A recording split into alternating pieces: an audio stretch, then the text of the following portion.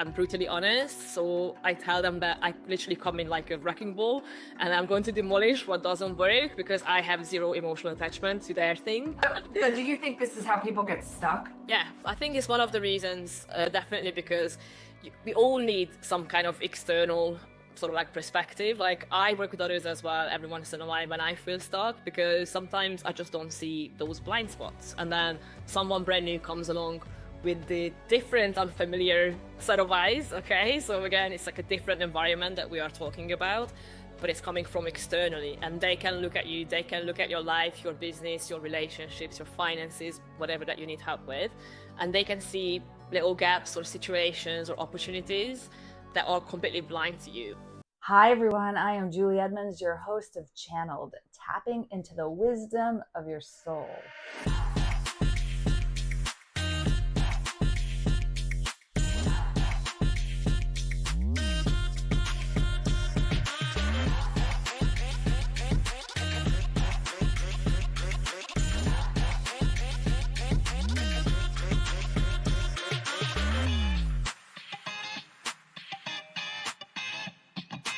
Hello and welcome to Channeled, tapping into the wisdom of your soul. And today we have the lovely Timi. And where are you stationed right now, Timi? Hi, Julie. I'm super lovely to see you again, and thanks for having me. I'm currently in Spain, in the lovely city of Valencia, experiencing quite a bit of a heat wave over here in Europe, but can't complain. I'm by the sea. Spain's beautiful. So Timi is the Chaos Whisperer, and she's an innovation strategist, a spiritual business mentor, and she's also the founder of Connect One Marketing. So over a decade or so of C-suite leadership experience, she blends creative intuition with strategy, and she helps spiritually driven entrepreneurs scale their impact without compromising their energy or their essence. So it is so lovely to have you today, Timi. Thank you so much for joining. Thank you for having me. You're welcome. So can you just tell us a little bit about your journey? How did you go into this like spiritual endeavor and dealing with clients and putting entrepreneurship and spirituality together? Absolutely. It was quite a long journey, and I felt years and years of frustration, to be honest. And I think maybe some of the viewers or listeners can probably relate to that when you are really driven by wanting to make a positive impact, but at the same time, you are highly ambitious in your career as well. Yeah. And I had a lot of these sort of internal conflicts that I was walking the sort of traditional climbing the career ladder kind of stuff. And then deep inside, I felt that something is still missing. And even though I had amazing jobs previously, great teams and great companies I worked with, I just always felt that this is not it. And I felt that I could be doing something bigger, something better, something more meaningful, or it's more like you feel that something is not aligned with you. I don't know if that makes sense, if you know what I Yeah, mean. so let's just start right there. So you felt like this calling, this inner Yeah, calling, and you were ignoring it like a lot of people do. You're like, you feel this yeah. thing that there's not enough, there's something else. I've been doing this forever. I've learned it. I'm at the top, and there's this calling. Describe what that calling is and what did you do? Yeah, so it kind of feels like that you feel like there's a big void somewhere in you, like a little hole in your soul poking at you, or there's like a little voice trying to scream inside your head to say, like, this is not it, you're going down the wrong path, but you don't see the path yet. And you become crazy frustrated because you want to know what you're meant to be doing, but at the same time, you don't see the road yet. Like, where am I supposed to be going? And for me, it was a kind of bit of a like an on and off journey. So I started my whole spiritual development at a very young age. I was a kid when I got really into this kind of topics, and then I put it to the side. Then I focused on my career in my mid-20s and early 30s. And then again, I felt I need to go back to spiritual development. So I was yo-yoing between these two extremes. I was literally would go and astral travel on the weekends, and I would lead these sort of high impact meetings on a Wednesday morning. So it was like really two extreme sides of me having a like an internal battle. And I felt that I need to figure out a way to somehow bring these together, even though that I didn't feel what the calling was. And I think that's a really important sort of little piece of the puzzle when you don't know what it is yet you're meant to be doing. As long as you take any kind of step towards that something, the path will appear. And I know it sounds a bit too easy to be true, but that's kind of what happened to me. It wasn't a sudden quick awakening moment. It Right, is an right. ongoing Well, journey. it sounds to me like it was a step-by-step process. So in your 20s, it sounds like you were Yeah. really focused, driven. You were very spiritually aligned when we're younger, like all of us. You know, we live in our imagination, or well, a lot of us. And you have all these callings and you're just doing it. And then you became career driven, where you were really focused in, you know, corporate world or, you know, different certain things. But then as you learn these things, there started this stuff creeping in saying, Timi, Timi. Yeah. So obviously it was slow. What did you do? Like, was there some big giant thing, or was it just, hey, let me try this out? Tell us more about that. Quite a few. I think the sort of biggest shift for me when I tried to really align what I want to be doing at work and how I want to live my life was I lived back in Malta, which is a small island in the Mediterranean Sea. I was a CEO at the time, managing a hotel, really cool job, amazing team, great money, everything is great on paper. And I was visiting my family in the UK. And then as the plane landed back on the island, I had this dreading feeling. I said, I can't believe I'm back to my reality. And that was a wake-up call for me in a way that I cannot live my life if I have this feeling that I'm dreading the next day. That's not me. I'm always this hyperactive, high energy, positive kind of character. And if I feel this way, I need to do something. So the next morning I quit my job. So that was one of the big things. Oh, wow. That is so brave. You just quit your job. Well, it was so strong. And I think this is probably like what people need to do more of, not quitting your jobs, because I understand like right now the job market is a bit weird, but doing something so that at least you know that you are forcing yourself to go into a different direction. Because in that case, this was back in 2018. When I quit that job the next morning, I had no plan B. I didn't know what I wanted. I just knew that something didn't feel right anymore. And I had to take some kind of action to shake myself up and kind of like pull the rug underneath my feet. So where'd you land? It sounds like you jumped out of a plane, and then where I land is wherever I land. Where'd you land? What happened? Pretty much. Well, I kind of went into the opposite extreme again. So I ran away from business and success and the material world, and I said I need to go away into a completely different environment to figure out what I want to do. So I got myself into Sri Lanka, into a jungle, and I initially just went there just to backpack, to explore the country, just to spend time with myself. And this was completely by myself. Yeah, just with a backpack and no plans. I just said, let's see how it goes. So initially I went there for 1 month, and then I had my flight ticket back to Europe. And then when I came back to Europe, I still had this little gut feeling. I said, something is still not done. I need to go back there, and something is calling me. And then these are those little sort of like nudges that I think we all get and we very often overlook or not pay attention to. So when I had that feeling that, okay, my time is not done yet, I have to go back out there. So I got one more flight ticket, flew back to Sri Lanka, and I just ended up spending another 3-4 months isolated a little bit away from all the familiar sort of environments. In the jungle. Did you have adventure training at this point, or like how did you survive? What did you do? In my mind, I'm thinking backpack, trudging through mud. No, there's like, I think it's a really cool country as well to visit because you get to meet so many amazing, lovely local people, and then you can get really amazing sort of like local accommodations as well. So I wasn't camping out there in the in the wild. I'm not that crazy yet, but maybe next time we have a chat, I might be doing that. Who knows? But I knew that I needed to surround myself with something completely different because I believe that when you remove yourself from the familiar environment, that's when your mind can start shifting and look at things differently and see things from a different perspective. That was very powerful what you said. So when you remove yourself from just the familiar environment, the day to day, and you put yourself in a position that's totally unfamiliar, suddenly you have this clarity, you have this space, this creativity to invite new things in that maybe you would not have in the environment that you were in.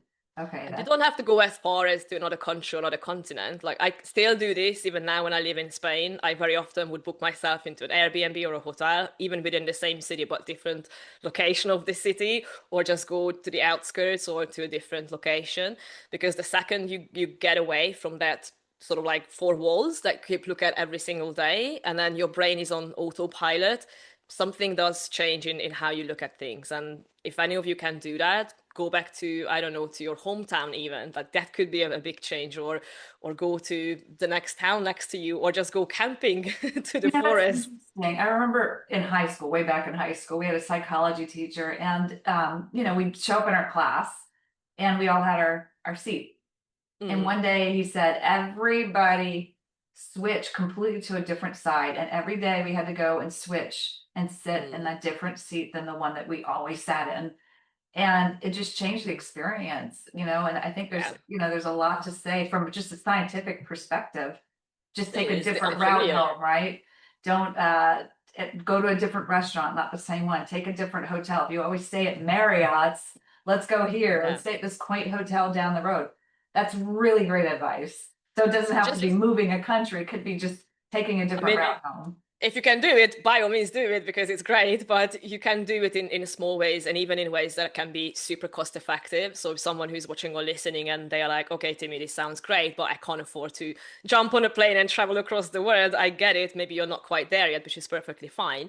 But then just do something simple in your local area, like what you're saying, Judy, like these little examples, like pick a different restaurant, go on a walk using a different path that you would normally go to, listen to different kind of music, go to a free concert, or like there are many things that you can do to just change those little daily habits that you create your own bubble with. Basically, that's what you're doing. Love this conversation. I haven't had this conversation with actually anyone who said this in this particular way, because I'm a hypnotherapist. And so neuroplasticity in our brain and rewiring our brain happens when you get out of the familiar. So it's that our mind's like what's familiar, even when it's not good for us. And so that same familiar pattern, that same drink, that same path, that same job, those same people. And we can't always switch, we have our same family, but some things can switch and some things can't. Yeah.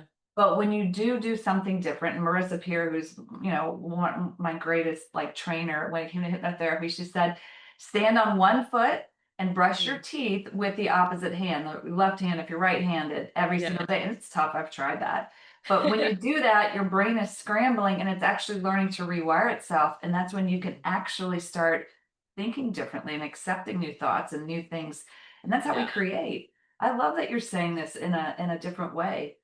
And even you can do these little things at your work. So if you have maybe like an employed position or you're a business owner, if you just switch up your daily routine a little bit, or if you cannot change your work activities because you are employed, sit at a different desk or ask for a different shift pattern if you can. And then those little changes can kick something like off in your brain, and then maybe you get a sudden creative idea, maybe you get a bit of like clarity, or you can connect the dots about what you want to do in life. Or if you are a business owner, you should have more freedom to plan your day, hopefully. And then that way you can also do something a little bit different. It's not only good for you as an entrepreneur, but also for your business, because you might network better, you might find a new customer, you improve your presence. There are so many things you can do. I think Zoom's onto something, because when you have these meetings and all the squares, they just keep shifting all over the place the entire time you're talking. Absolutely. So you don't get bored. That's great. Okay, so let's shift a little bit. Tell me a little bit about your brainstorm roulette. Tell us all. So I'm the kind of person who gets bored quite easily. So every once in a while, I launch some new services. I test the market. I try to remain innovative. That's kind of my sort of, I don't know, like the engine that keeps me alive. I think like that's what really fuels my soul. I think that's probably the better way of putting it. That I like something that is new. I like creating new things, coming up with cool and new ideas. So I have been managing Connect One marketing for nearly 5.5 years now, and about half a year ago, I started feeling a little bit bored with it. Even though I love my clients, I love the services, I love everything it does, I felt that sort of milestone in my entrepreneurial journey that I need to innovate a little bit more. I need to do something so that I'm also growing, as well as I can maybe look at what other sort of niches could be a good fit for me. So I created this solution called the Brainstorm Roulette.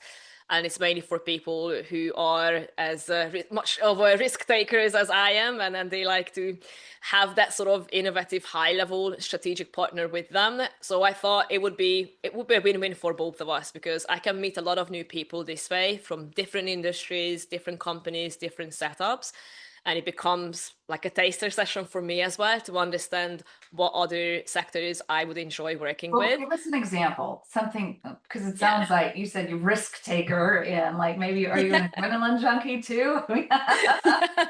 No, I'm a risk taker as in that I don't like getting stuck in situations. So, for example, I left my home country. I'm from Hungary originally. I moved away when I was 18. So not many people do at such a young age. And I moved around. This is my fifth country now that I live in, Wow. multiple cities. Yeah.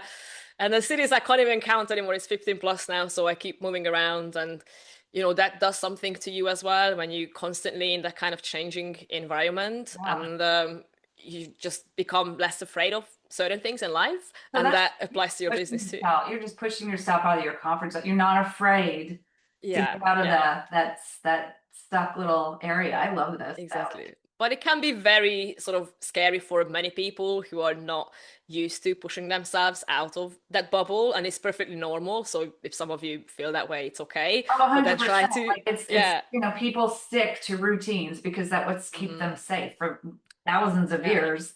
You have your tribe that you don't go venture hmm off, yeah. out of your tribe, you'll get killed. So it's just kind of ingrained in us. It's the familiar again. You see, Yeah. your brain wires you to like keep you within that familiar territory. But the second you move away from the familiar, that's when something starts shifting. So I like to do the same thing with my business as well, or just with my like network and then people around me that try to put myself into positions and situations where I can also grow or learn something new. And at the same time, I can also give back to the community or to clients and things like that. And for me personally, that's my way of having a more fulfilling life, that I know that I can grow, but at the same time I can also pass on my knowledge and give back.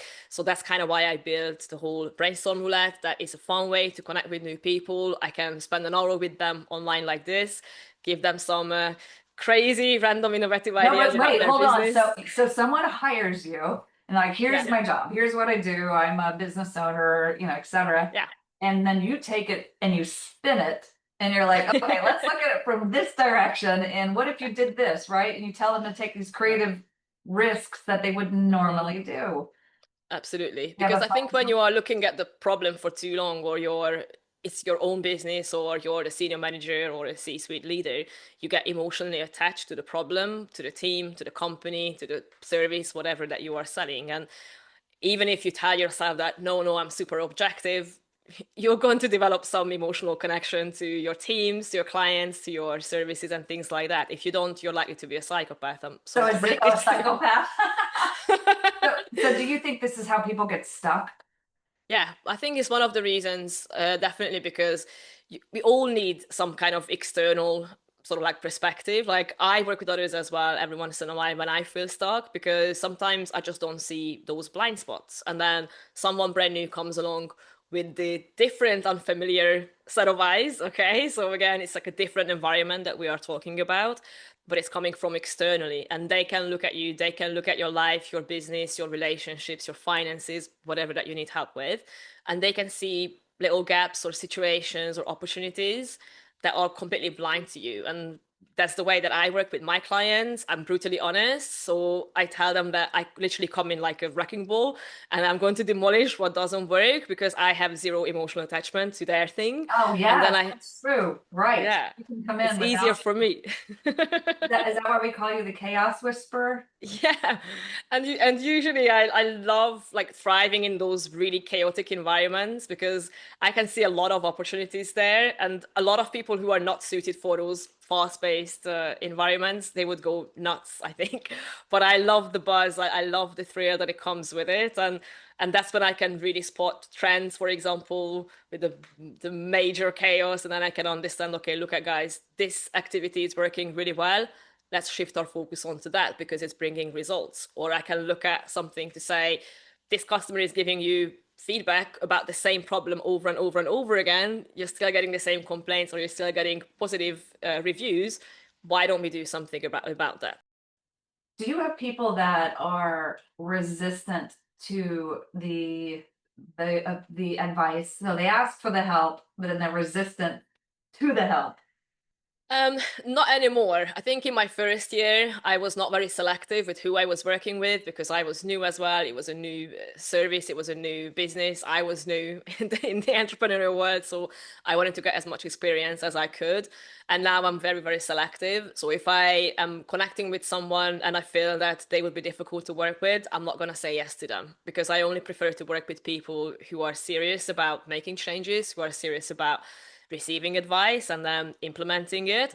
If they don't know how to implement it, I'm happy to give them a helping hand or connect them with the right kind of people. But I think the more I learned to say no to people who were not the right fit for me, I kept attracting a lot better aligned clients. And that's just the beauty of the whole energetics around business and marketing in general, that you need to know your own worth. You need to understand what is it that I genuinely bring to the table and who are those people out there who are genuinely like ready to receive that. And once you start paying attention to this, we don't have to know how the universe does its thing or how science does its thing, but those people show up for you.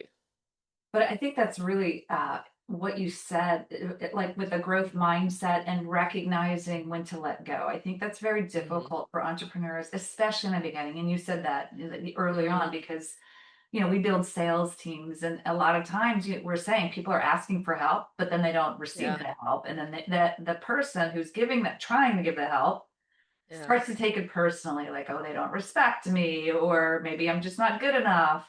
And Mm. so you took the route of, well, wait, hold on. It's not, I'm showing and providing the environment. They're just not accepting of it.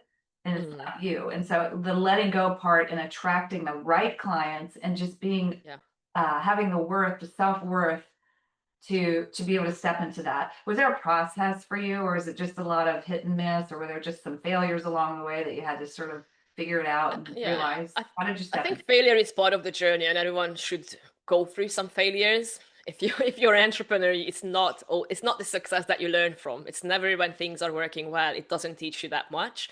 What really does teach you when you have a difficult month, when you have a difficult client, when you are questioning yourself, when you can't sleep at night. And I know it doesn't sound fun, but in those moments you really learn something about your own self, and then that's when you get some great ideas. So for me it was a bit of trial and error, and again not being too afraid to get stuck in something. So for example, I give you a very easy example. At the very beginning I launched a lead magnet, which is like a freebie obviously to get some leads and subscribers, which was a really cool 40-page ebook. It's like a workbook. They can work step by step, work out how to start their own spiritual business. Very specific, super niche. I was so proud of myself that I did it. I'm like, great, this is going to perform so well. No one did it. And I was just sitting there like, what's happening? I'm good at marketing. I know what I'm doing. The copy and the content itself is great. People need it, and no one was getting it. So I put a small price tag on it, something like $7, super low ticket thing. They started getting it.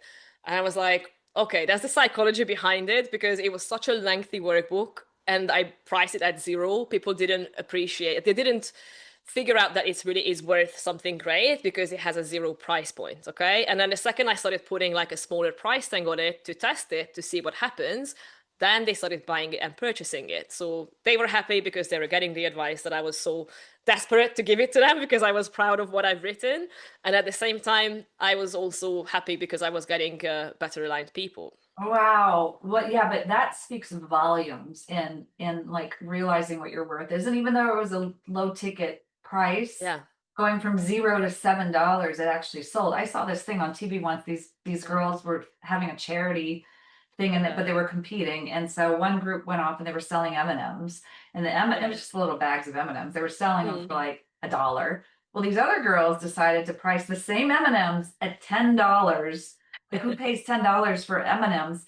But she was saying, but it's for this certain cause, this charity. And so what you're saying, psychology, people were Hmm. bought the M&Ms, sold out of the $10 M&Ms because Yeah. they looked at it like this is worth something.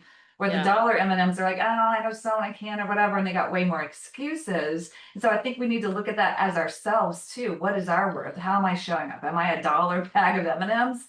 Or, Exactly. am I a $1 million person in Yeah. training? And not to put a dollar amount, but just for purposes of this conversation, I think, we look at our worth like that. And so, It's I was, easier. And this. Sorry to cut you off. I was No, going no, to say, no. what this is such a big recurring problem within the sort of like soulful community, that people are giving away too much for free, and they're not being compensated, not just financially, but in general. And then, especially if someone is within the holistic industry as well, or spirituality, this happens constantly, that people are just giving, giving, giving, and they're not receiving. So there's going to be an imbalance out there, not just business wise, but even energetically, or just in general, when you look at it, that you can't be constantly giving out free stuff or free services and all of that, and then not get anything back in return. Because I always say that the sort of most powerful quote I ever heard is, you cannot pour from an empty cup. I don't know who said it, someone super smart, but it is extremely true. You can't keep pouring out and then not have your own cup filled back up. Well, you know what they say about that? It's like, if you are just a giver, what are you going to attract? Takers. Yeah, So you're going to exactly. attract takers. And so the give and take is just like Marissa, again, speaking of her, she'd say, breathe, now hold your breath. Now blow it all out. Now hold your breath. And then of course you're going to pass out, or eventually you're going to have to take a breath, you know? So it's like, you give the breath, you receive the breath. That's how life Yeah, works. And it's really difficult because I think people attach their self-worth to their services as well. And so absolutely. I love that story. Thanks for sharing It's that, Timmy. no problem. It's very easy as well to get caught up, like with and attach your own self-worth with your services, especially if you are a solo entrepreneur. That is likely to happen, that you are identifying your business and your customers and their feedback with your own worth. So my little piece of advice on that is, don't get caught up in the vanity metrics, especially on social media, but try to look at the real impact that you're creating with your product or your services. Wow, that's great. Okay, so I'm going to shift gears a little bit. So how do you like, so obviously you feel aligned now. You feel aligned through all of the things, your jungle, you know, your different clients that you learned to attract, and now you're just sort of trusting in the process. What type of clients are you, when you say spiritually led, soul led entrepreneurs? So this Yeah, doesn't so mean that they're just doing something for the world in like green, you know, this could be just someone who runs a sales company, but they still could have, you know, yeah. the spiritually led thing. How do you recognize that, and how do you help them align with? Over the years, you learn to pick up on the subtle vibes, and then you can instantly tell, like, are we on the same kind of frequency or not? And it's difficult to explain it in black and white, but it just comes down to understanding that person intuitively. Like, are we a good fit? Are we not a good fit? A couple of quick questions, and then you understand if we have similar views on life or not. But the bigger chunk of my clients would still be coming from the holistic sort of industry. So small to medium-sized businesses, wellness centers, yoga teachers, healers. I got a lot of healers as well who find me, spiritual coaches. So a lot of people who are so determined to make our world a better place, but they do not have the right skill set. They don't know how to run a business. They don't know how to sell. They don't know anything about marketing. So that's kind of what I started with. And then over the years, I transitioned into broadening up that audience, into more diverse sectors as well. But my non-negotiable is that I only work with someone who is driven by making a positive impact. So it could be something small as maybe they are reallocating their profit to the local community to help with the local community. It could be an entire product that helps with the environment, or it could be a company that has great company culture and really appreciates their team. So now I try to look at the even bigger picture and try to understand who are these people who are genuine at heart and they are not here just to turn a quick profit, but they are here to create some kind of positive legacy that is going to benefit humanity in the long term. Wow, that's great. How do you stay grounded with all this? Because you said, you know, you were very career driven, and then you just swang the Yeah. pendulum all the way the other and lived in a jungle for months and months, and then you came back and you found your balance. How do you I stay think grounded in both sides? I think you have to break down a few times, and that's part of the journey as well. That you need to go through some of these existential phrases or crises, even that when you hit the rock bottom emotionally, mentally, spiritually, and then you just start questioning everything. That is this really what I'm meant to be doing? Am I making a big enough impact? Am I there yet? And then you have this impatience in you, and I think those moments really humble you a little bit, and then that's what kind of, at least for me, it helps me to stay more grounded and to like rebalance my entire journey. Whoever says that their journey is always just having the highs and not having the lows, I think they are very likely to be lying to you. You need to have that for True. them. But maybe they have a good perspective. The lows are something Yeah. that they're looking at like, wow, this is I enjoy the lows as well. And I think those are like, if I look back on my life, even before when I started my business, it was always those low moments when I grew out of the most. Okay. So we need to sometimes go a little bit low to be able to grow from there. And I always try to look at those low moments like, this is my opportunity to really jump out of it and do something even bigger, greater, better than before. But that's hard because, like, when someone's in a very low moment, and obviously in hindsight, you know, we're older and Yeah. have some experience, like, oh, look, the biggest light came out of that dark moment. It always is, right? Yeah. Always a tunnel of light and that tunnel of darkness. But, you know, I can say that because of experience, but, you know, younger entrepreneurs or people struggling or just can't shift their mindset. Do you ever practice? Like, let's say you're But it's, going through something. What's your I practice? was gonna say that, yeah, it's active practice. You don't just develop this mindset overnight. I wish that was the case because it would have been so much easier, right? But it's active practice. Even you can practice this on a day. I used to have these conscious days. I used to call them that. Today I'm going to have a conscious day, which means that I'm going to pay attention exactly to how I'm going to react throughout the entire day. And it sounds like a lot because a lot can happen in a day. But if you train your brain to have that discipline, just to pay attention really to your own reactions throughout an entire day in all of your scenarios and document it, you can start noticing your own patterns of how you react in a bad situation or a low situation and how you are reacting when you are having that high tide, okay, or the high wave. So it could be a simple thing as you go to a supermarket and someone in front of you is just taking their time and you're getting annoyed, right? Like, just want to get out of here. It's hot, it's cold, you just want to go. So how do you react? Do you say something mean to the cashier, to the person in front of you? Do you figure out that, okay, this is my time, I can do a quick 5 minute meditation instead? Great. Or I can reply to that email while I'm in the queue. And then you decide, what is my reaction? Because that is the only thing you have control over ever in life, nothing else. That spiritual awareness or that emotional awareness rather Mm. is like it's difficult when you can start learning that awareness and then when you really start thinking about how you're reacting. Mhm. Some of it is just a shift in the mind, right? Okay, no, hold on, because I say to myself, wait, no, this is good for me. I don't know why it's good for me, but this is good for me, so let's accept it as being good. So let's say this is good that that person in front of me is taking forever, even though I was so Yeah. impatient in the moment. What am I gaining from this? What's the lesson? So Or um even opportunities. If you don't see the lesson, because lessons are not always clear immediately, but you can ask yourself in a situation like that. It's just such an everyday situation. That's what I mentioned this one because we can probably relate to it. If you are in something like that, then you can ask yourself, okay, like, let's try to come up with 3 potential opportunities I could be doing with this extra time while I'm stuck in the queue. What I mentioned, I could reply to an email. Oh, I can call I don't know, my family, my friends, and then have a quick chat with them. Or I could speak to the stranger in front of me and tell them not to worry about holding up the queue because we are fine. And then I made another person's day as better as well now. And that's the power that you have within you. right. What if you're highly triggered? What if it's like you're on the road, you can't call anyone, you can't text, and you're triggered? Because I know a lot of people get triggered, especially I'm in New York right now. People are honking the Yeah. horn left and right. Put on some music that always helps. Like, find your go-to song that you know is going to instantly put you in a good mood, or angry music that allows you to scream your anger out, whatever helps you. But instead of So take getting caught action. up, yeah, do something and shift your emotional state, because the quicker you can learn this, that you have the power to shift your emotional state.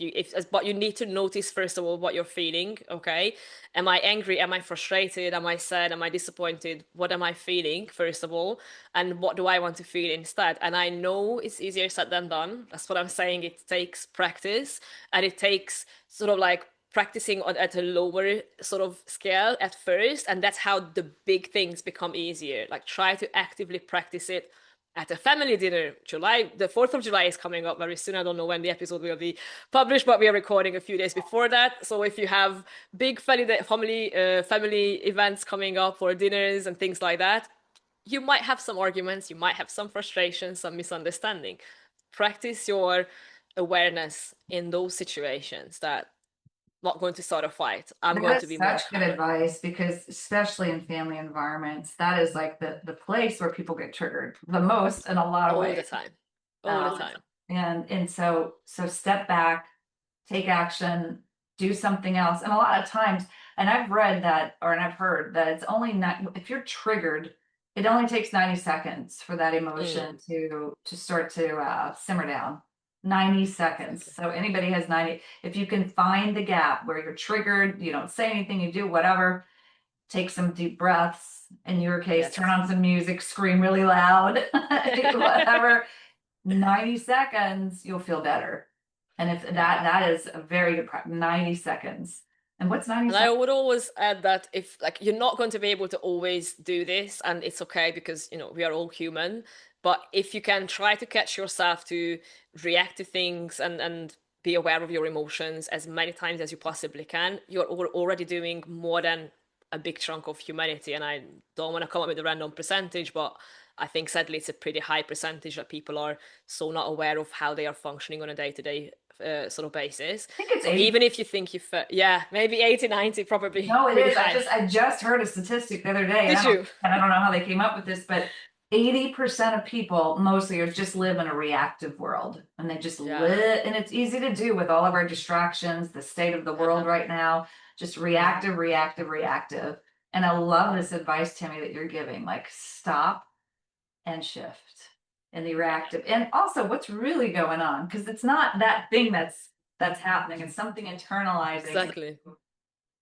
Exactly. And also don't be hard on yourself if you do react in a bad situation. I do that still every once in a while. Nobody is perfect, and that's how it should be. But then if you can figure out a way that out of 10 times, now I only react badly 1 time or 2 times, I'm already happy with that, because at least 8 out of 10 times, I'm a little bit kinder to humanity. And I think that's a major win. So Well, we need more people like you, Timi, in the world. hopefully. And following this conversation, is there a spiritual practice or mindset? I know we're talking about this, but that you use daily, like maybe this is something you do every single morning when you wake up that helps align yourself or get you in the right For me, I've got a couple of things depending on what phase I'm in my life as well. But one little habit that I developed, which became such an easy thing for me now, is that when I first got into meditation, I always struggled with the whole concept of where do I find the time? I don't have time to meditate, right? We all make these excuses. So then I figured out that I take a shower every day. I'm going to use those 10-15 minutes every day to turn that into an active meditation session. So I am actually visualizing in my mind's eye that I'm washing away all the negative thoughts, everything that's holding me sort of like back. And that became more like a meditative experience instead of just a boring routine that I have to shower. And that's such a simple thing to do. And try to figure out what are your daily sort of like repetitive routines or activities that you could turn into something mindful or something more meditative, and then you can pay attention to it. So that was one thing that I changed over the years, and I can really feel the benefit of it. Or when I'm going through a phase when I'm, I don't know, like doubting myself, or I have a lot of pressure on me, or I'm going through one of those phases, I always do the standing in front of the mirror and repeating my mantras, because I really believe that they have tremendous power on how you can rewire your brain as well, and then help you figure out that what you're saying to yourself internally and what you're saying to yourself out loud sometimes is just a big mismatch, and you have to recalibrate your internal noise and what you actually want to be saying out loud. And to me, that seems to help. And I always see very instant shifts and results in my life with that. So I'm sticking with it because it works. Wow. Okay. So words cast spells. We know this, right? And so you look in the mirror and you have these mantras that you tell yourself. Do you mind sharing some? I have actually a list if you want. I'm happy to share this with your audience. I have 37 soulful business affirmations. So I created that. So if your viewers or listeners want them, then I'm very happy to give them give them to you. But the one that I'm recently doing now, I'm working a bit on honoring my more feminine energies because I have been very like sort of strategic, and sometimes I go into the masculine overdrive, like decision taking, strategy, logic, rationality, and I need to work more on the feminine side of things. So currently these are the affirmations and the mantras that I'm focusing on, that I am softening up, and soft doesn't mean weak. And then softness is nurturing, and that's how we are creating beauty and magic in the world. So that's one of the sort of areas that I'm doing for So you myself. say when you're doing, and then you forget about the softening and the receiving, you look in Yeah, the mirror and you say, even though you're not there, you're telling yourself this to get yourself in that moment, exactly. right? I'm Exactly. softening up. I am able Yeah. to receive. I am Yeah. a mindset of abundance. I am slowing down. I'm taking a break. Those are things. Exactly. But the biggest sort of shift for me was when I worked on my own mindset. And then I love doing self-reflections and analyzing and trying to understand why some of my actions, where they come from, or what can I do with them? What do they mean? I'm a bit of an overthinker, but this was my biggest realization, that in my mind, the word soft meant weak, and I had to start rewiring it. Ooh. Okay, so So it you're was a big attaching. thing. You're attaching Exactly. in disempowering meanings to certain Yes. words. That's even better. Yeah. So it's a bit like NLP, as we like neuro-linguistic programming. I'm super fascinated with the whole concept. And then once you understand what certain expressions or words mean to you individually, and then what sort of emotions they bring up for you, then you can go back to the root and try to redefine it. And for me, the word soft is the big one. And that's what I'm currently working on, to redefine it, that softness doesn't mean weakness. It literally means that it's something comfortable, it's something beautiful, and something nurturing in the world. And that for me, and then maybe there's someone out there who can hopefully resonate with No, this, but I but think even men yeah, could resonate with this. And I we're talking yeah, from a feminine way, but men, like if I cry or if I yes, act, soft or I'm receiving, that's weak. In yeah, reality, it's actually powerful. Being exactly. vulnerable like that is actually tapping into the Yeah. biggest creative power you have.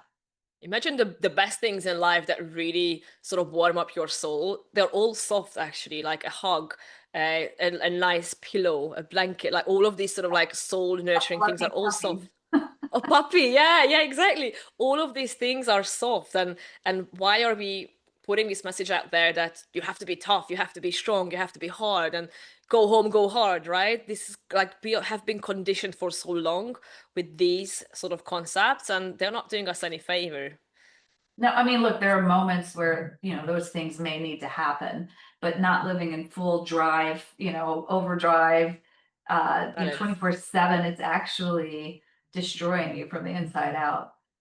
I learned absolutely. that the It's hard way too, because in my 20s, I was filled with anxiety and panic. And I just thought the harder I work, the more I go, the more, I can just run away from this fear. In reality, I was Mhm. breaking myself down instead of addressing what was really happening.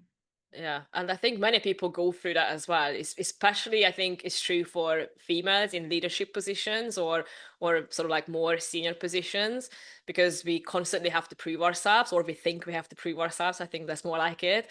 And because of that, we very often end up taking on this persona at work, which is the tough, strong character.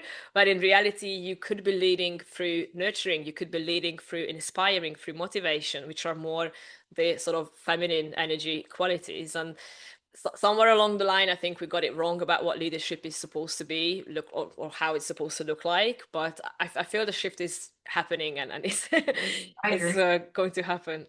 I agree. And it's a balance. It's not like you Yeah, described earlier, the pendulum swinging, we're all gonna go live in the jungle. I yeah, feel like it's becoming really people are becoming more awakened. And so they're yeah, not just plowing through business anymore. They're like learning how to align it to gain the momentum that they need so that yeah, they plow when they need to, and then they receive when they need to, and they slow down and take a break to just enjoy it. And actually, in reality, that's you just you yeah. not only feel better and have more joy in your heart, but Exactly. you're able to create more. You I have more always quote it energy. like it's energy plus strategy. So understand energetically Oh wait, what hold works on. well I for love you. that. Hold on. Energy plus strategy. strategy. Oh, say that again and tell me a little bit more about that. That's good. Energy plus strategy. So that's the way when you can have a really fulfilled business life as well, because you're creating something that feels energetically aligned.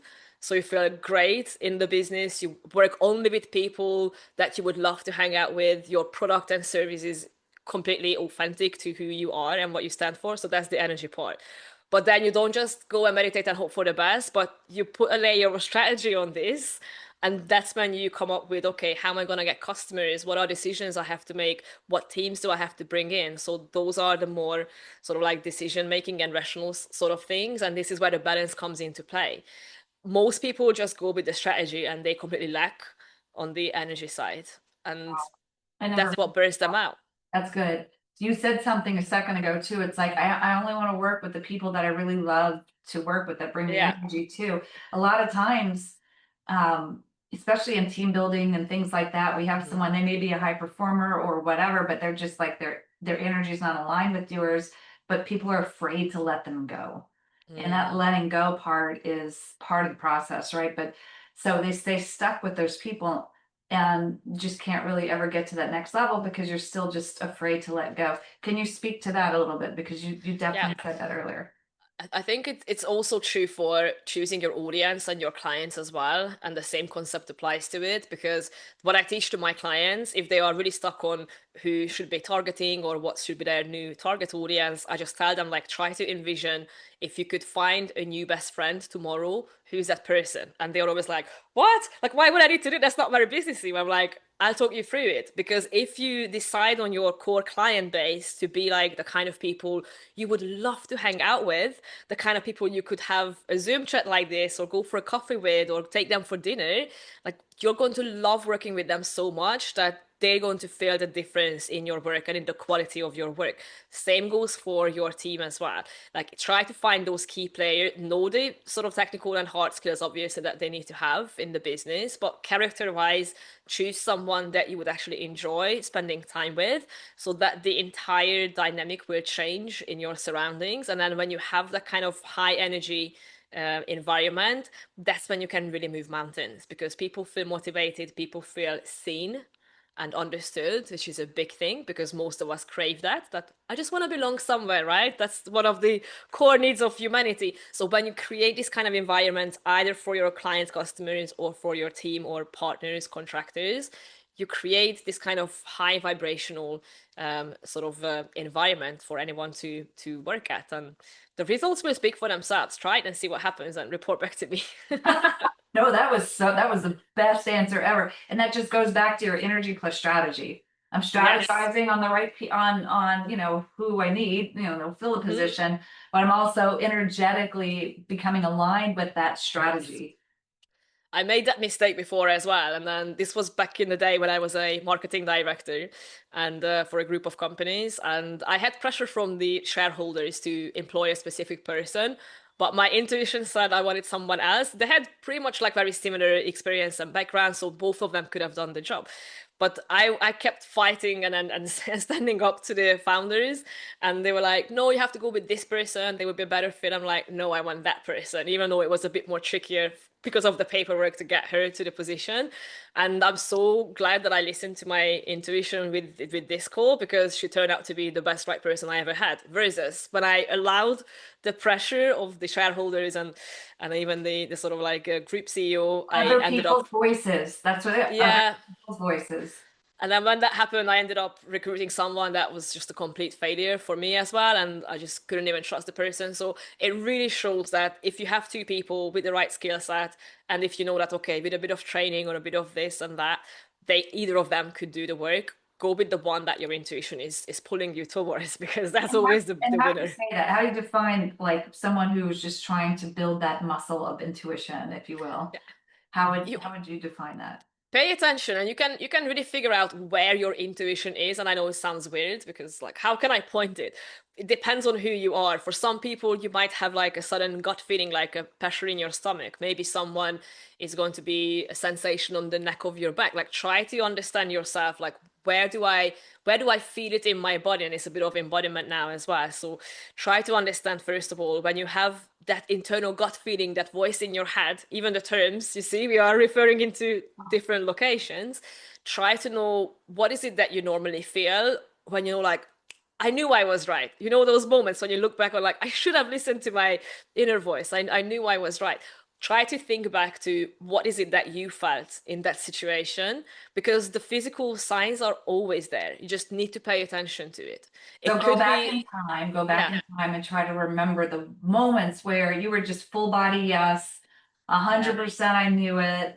It wasn't even a question. Even though I questioned myself, what was happening in yeah, my body, try to remember that. And then moving forward, when does that feel yeah. the same thing or And not? you can, yeah, you can do it even on a sort of smaller daily basis as well. So you don't have to wait for the big things, because you might not have them showing up very often. But it could be a simple game you could play with your friends. I don't know, go sit on the bench, look at the cars and close your eyes and try to think, okay, the next car is going to be what color? And then see if your intuition is there Yeah, with you. And that's good. Practice when the stakes are low. exactly. Like, don't wait for the big thing and then you put pressure on yourself, but try to practice with something easy, something small. Or when you're listening to the radio or you playing your Spotify list, like, what do I think is the next music is going to be like? Who's the next artist or something small like that? And you can train yourself to pay attention to understanding your intuition a lot better. And there are Yeah, so no, many resources online. you could do the opposite too, like because I know Marie Diamond, she's feng shui expert, and I like had spoken to her. But she talks about like ask her, like my name's Julie. So obviously my name's Julie. Yeah. So if I said, okay, I'm gonna close my eyes, tap into myself and go, is my name Fred? What does that feel like? Because you already know it's a no. But if you could just Hmm. like allow your, okay, is my name Fred? And like how does that feel? And so that's a no. Exactly. And then keep doing those in the no process too. So you're doing it in the yes Yeah. process, but in the no process. It's like, probably it's the mindset that I'm always looking at the opportunities as No, well. yeah, well, no, it's But good. I But we need think, to understand when to cut out and let go and detox and yeah, but I think like if someone wants to strengthen their intuitive skill set, try to figure out which solution is easier for you. Like, is it the no, is it the yes? And then practice that a little bit more, because maybe for some it's gonna be the no easier to pick up on. For some it's gonna be the yes. So you don't have to just do one thing. And then I always say that in my view, that real spiritual development means that there is no right answer to certain things, okay? There isn't just one solution, that isn't just one way of doing things.